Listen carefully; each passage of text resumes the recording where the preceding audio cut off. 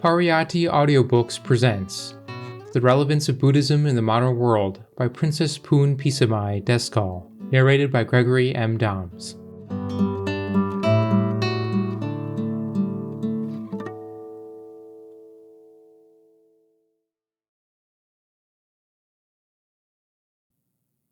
The Relevance of Buddhism in the Modern World. Throughout history, the practice, adherence, and belief in religion has been a virtually universal aspect of human society, and as a rule, the increase in complexity and sophistication of a given culture has borne with it an accompanying increase in the level of ethical and philosophical development of that society's religious thought. Today, however, the world witnesses a level of civilization and social complexity far surpassing that of any previous era. Yet out of the great thoughts and discoveries of our time, no new major religion has evolved. Whatever new religious concepts may have appeared, they have failed to reach the masses of humanity in the form of altering basic beliefs and practices. Most of the new reforms that modern institutions sometimes announce with pride are actually negative in character, that is, the termination of outmoded practices and the relinquishment or reinterpretation of embarrassing dogmas. Rather than new religions, we find for the first time mass atheism, skepticism, pragmatism, and indifference. True, these anti- or non-religious attitudes existed in earlier times, even back into ancient Greece and India. But in olden times, they were largely confined to select groups of philosophers or other exclusive minorities. Today, these ideas have penetrated to nearly all social levels, regardless of education, among the advanced nations of the world. They are virtually an instituted dogma in communist nations, while in Europe and America, they have insidiously encroached upon the traditional forms of religion. Educated members of the free Asian nations have begun to follow in the same direction. It is not religion alone that seems threatened. Ethics, philosophy, metaphysics, and mysticism also appear to wither before the onslaught of technology, industrialization, science, and psychology. Such concepts as justice, virtue, infinite being, and transcendental absolute that occupied the minds of the ancients are now challenged as being hypothetical at best. At worst, they are said to be pure verbiage and syllogisms lacking empirical and experimental verification. And at this point, the essential ingredients of metaphysics become lost. Mystical experiences, once regarded as communion with the infinite, now take the status of psychological phenomena, altered states of the nervous system better induced by chemistry than by meditation or prayer. Ethics as a philosophy suffers the same fate as metaphysics. Ethics as behavioral codes for conducting one's life are, in the eyes of traditional moralists, becoming mocked and disregarded. To those with less rigid standards, they are becoming radically altered with new values appearing. Such are the features of the modern age. What then of religion? Even the newest of the existing major religions, Islam, is well past its first millennium. Christianity rapidly approaches its 2000th birthday, while Taoism, Buddhism, Confucianism, Zoroastrianism, and Jainism all share roughly contemporary origins dating around 500 BC. Judaism and Hinduism extend even further back into antiquity. Our religions, then, are all products of bygone eras. They arose at a time when men thought in terms of magic, spirits, and myths. Insanity was demon possession, hallucinations, messages from the divine. The sun moved around a stationary world, and one's fate could be altered by magic and rituals, or by flattery and offerings to supernatural powers. Banana leaves as wrappings and thatched grass for roofs have been used for centuries. With the advent of paper, plastics and sheet metal, they quickly fell into relative disuse. Will the same happen to religion as men learn to modify and control their environment and unlock the mysteries of creation? Will devout congregations be sought out and scrutinized by anthropologists and psychologists in the same manner that these scholars now pursue the Australian Aborigines? Only history will tell.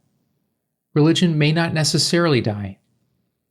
In Japan, one of the most modernized nations in the world, new and well-organized sects with radical teachings have, in a period of 20 or 30 years, mushroomed to firmly embrace many millions of converts. Yet the nature of these sects appear to specifically relate to the emotional needs of certain segments of Japanese culture, and their impact outside of Japan has to date been negligible. Is religion anything more than a formalized displacement of human frustrations and insecurity, reinforced by indoctrination, utilizing the human capacity to feel and shun guilt, and offering hope when human endeavors have reached their limits? In the words of Marx, the opiate of the people. In the words of psychiatry, a formalized cultural neurosis. Each religion must endeavor to answer these questions and challenges on its own. To do so honestly requires a detachment from vested interests and the courage to avoid rationalization under the guise of reinterpretation. As a Buddhist, I shall endeavor to answer these questions within the framework of Buddhist thought, and such will occupy the remainder of this writing.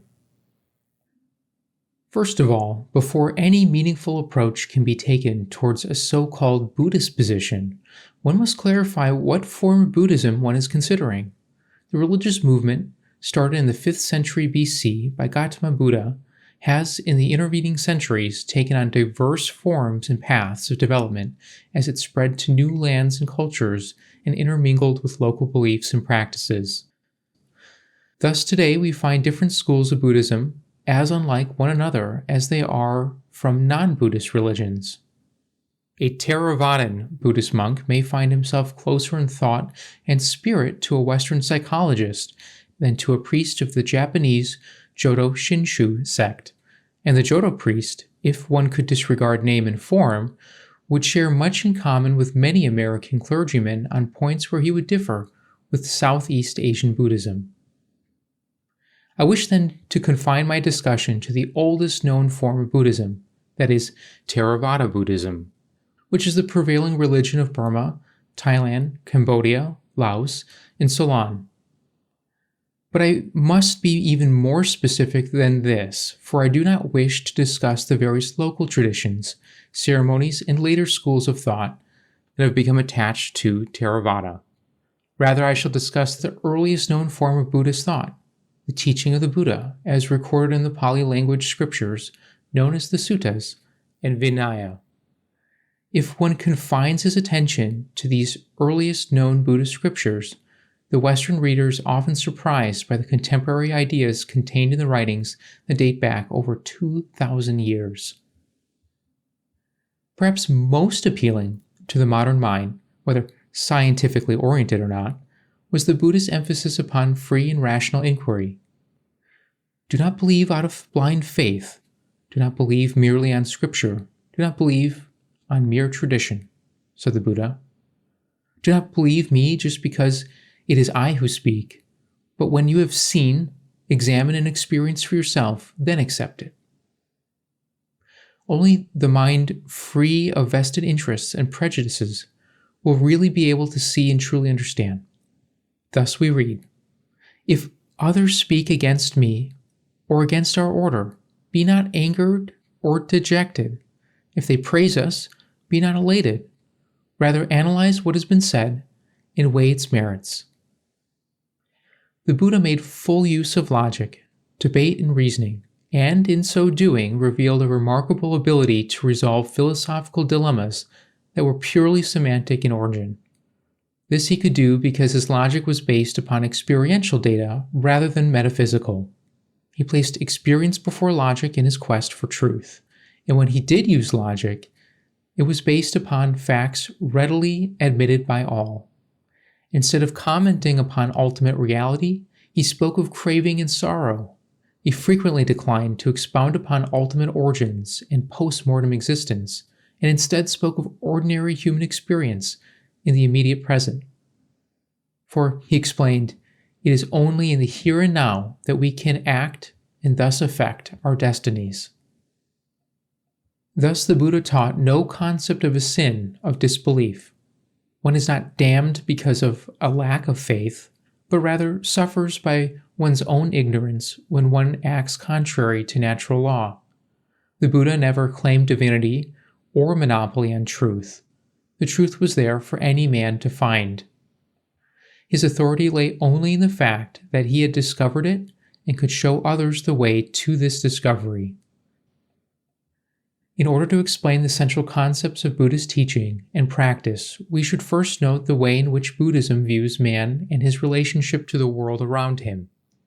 For regardless of the oft-noted discrepancies between belief and conduct, our worldview cannot help but influence the way in which we approach life's problems. For example, a man who firmly believes that all things are made by and governed by a personal and loving God will most likely direct a large part of his efforts towards beseeching that God in times of crisis, if not at all times. Buddhism has no such personal God. The Buddha regarded the question of ultimate beginnings as irrelevant to the problems of life in the present. Change and cause and effect are the paramount features of the Buddhist concept of the universe. All things mental, physical, and social go through an unending process of birth, growth, decay, and death. Nothing finite is static, immortal, or unchanging. Whatever has an origin is subject to cessation, be it man or mountain, consciousness or constellation. And what is it that regulates this unending flow of flux and mutation? The answer is cause and effect. Each existing condition becomes the cause of future conditions, and these effects in turn become the causes of conditions which arise after them. Even the world itself will, after many eons of time, wear away. But other worlds have existed before, and others will continue to arise into the unending future. There need not be a beginning or an end to time, but rather eternal cause and effect with world evolutions and dissolutions stretching back into the infinite past and continuing into the infinite future. All of these concepts are clearly stated in the Pāli scriptures and require no degree of alteration or reinterpretation to find compatibility with the views of modern science.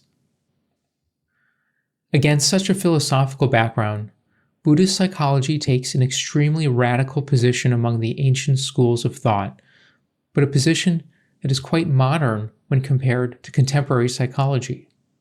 Mind and body are not seen as a dichotomy, but rather are regarded as interacting and interdependent phenomena that together comprise the individual.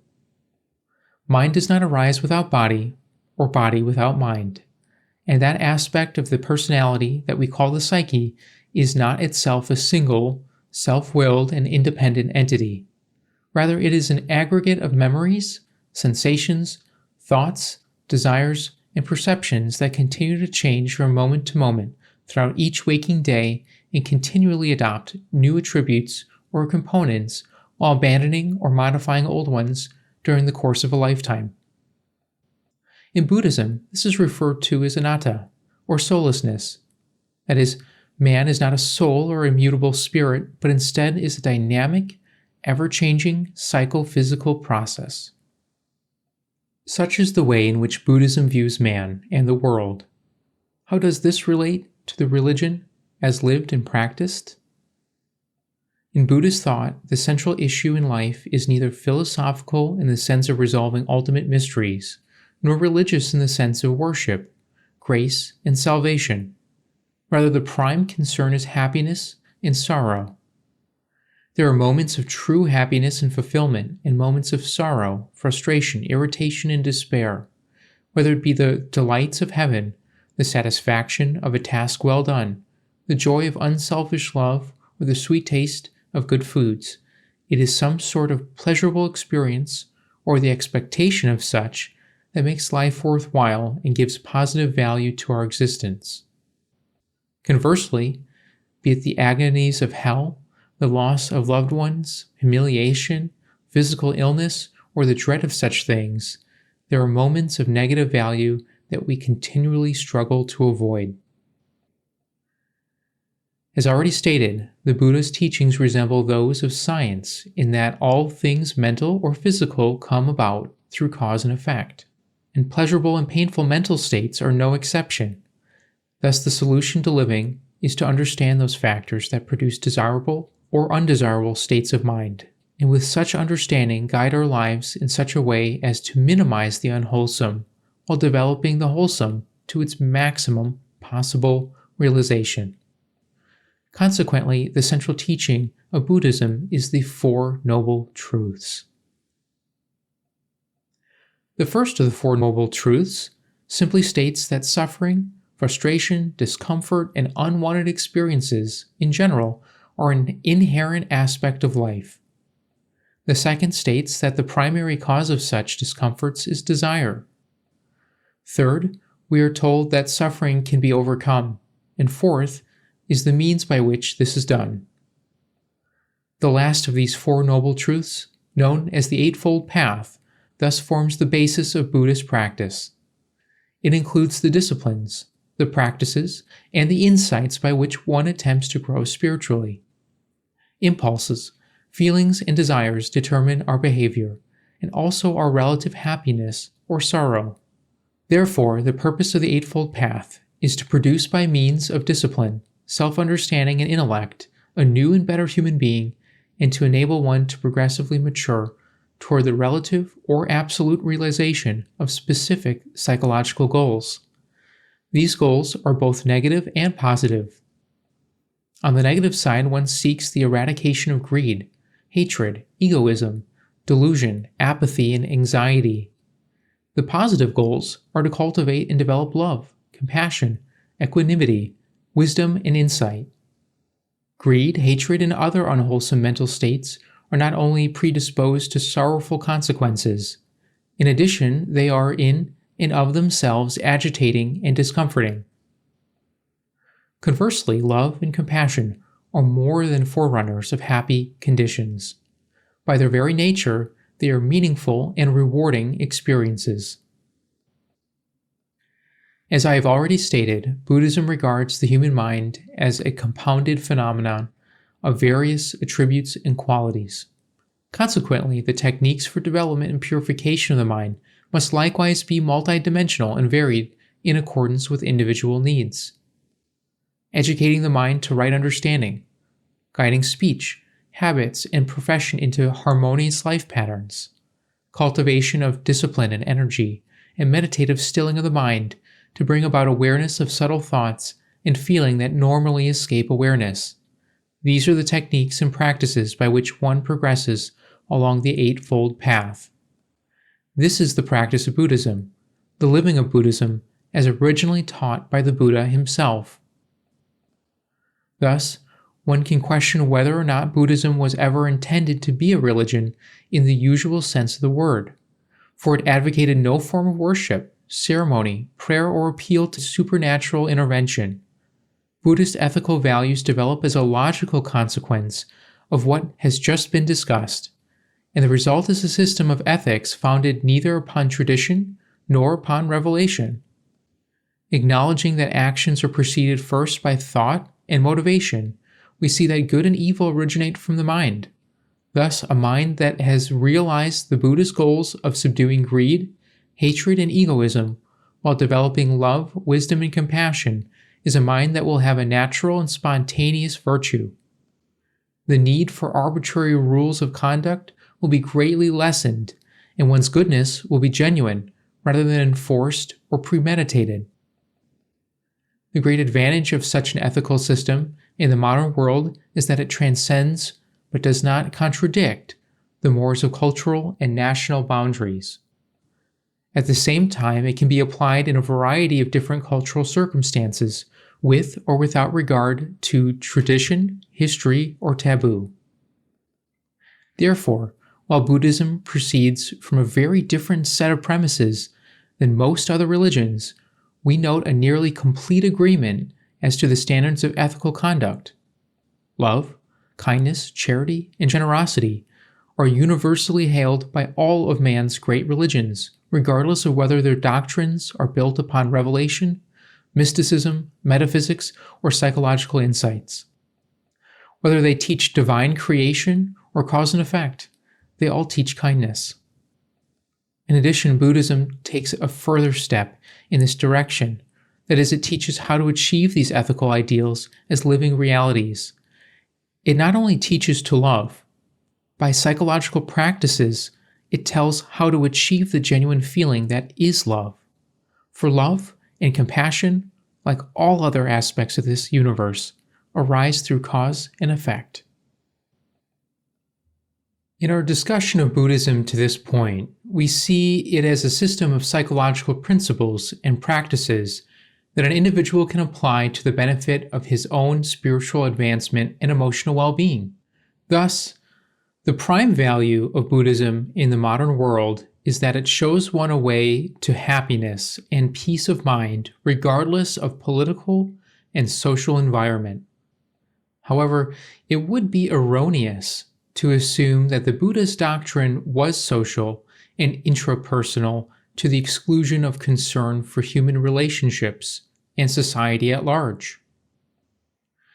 The reason for emphasis upon individual development was founded upon the principle that the blind cannot lead the blind, or, as the Buddha stated, one, himself sunk in the mire of greed and delusion, cannot pull another out of that mire.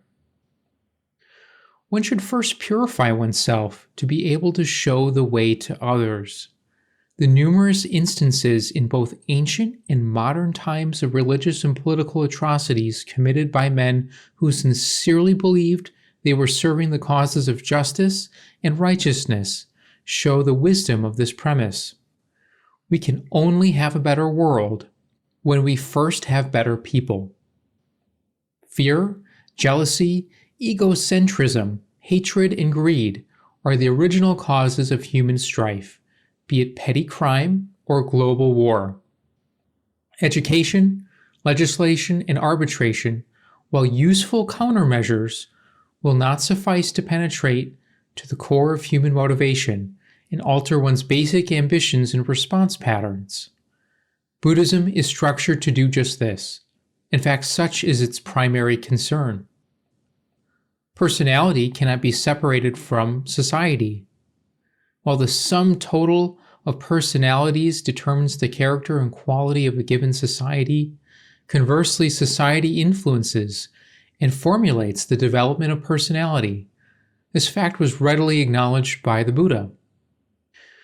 He did not advocate social reforms such as we think of today, but did deal directly with the social injustices of his time. Perhaps the best example is the caste system.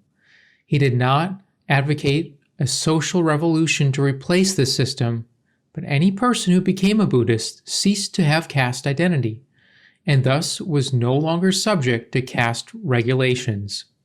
He thereby afforded men and women a way to escape from this social injustice, and at the same time, he refuted the religious and philosophical rationalizations by which the priests and ruling castes attempted to justify the institution. In similar manner, he opposed slavery and elevated the social status of women. Recognizing that civilizations have flourished under a variety of different political systems, and that because of the universal law of change, no society or culture will endure forever, the Buddha did not advocate any particular type of government. When speaking of monarchies, he said the responsibility lay with the king, and the king should cultivate justice, charity, compassion, and virtue, both for the prosperity of the nation and as an example for the government ministers and common citizens. A few democratic states existed at the time of the Buddha, and of these he said they would continue to flourish so long as the citizens could assemble and meet in harmony and would maintain good moral standards. In the centuries following the Buddha, his followers built hospitals and rest houses in accordance with his teaching of compassion. The great Indian emperor Ashoka, in the 3rd century BC, as a result of his conversion to Buddhism, stopped all wars and conquests, drained swamps, built wells, and carried out other acts of public welfare. Other Buddhist rulers have followed this example. The Buddha declined to preach his doctrine to a starving man until that man was fed. And of illness he said, "Whosoever would honor me, whosoever would follow me, whosoever would take to my advice, he should wait upon the sick." And to his disciples he said, "Go forth into the world to spread the teaching for the benefit, welfare, and happiness of all creatures." Social ethics is but one aspect of the teaching. Its primary concern is the reduction, and finally the elimination, of greed, anger, delusion, and suffering. But these primary goals naturally and logically lead to a social ethic, and one that operates independently of political, theological, or doctrinal ideologies. For it works as follows. As men learn to lessen the greed, hatred, and egoism that smolder in their hearts, and as kindness and compassion gain prominence in human motivations, then will men strive to better the world in whatever way their immediate situation affords.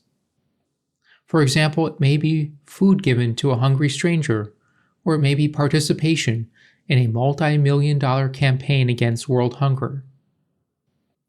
May all beings be well and happy and in peace.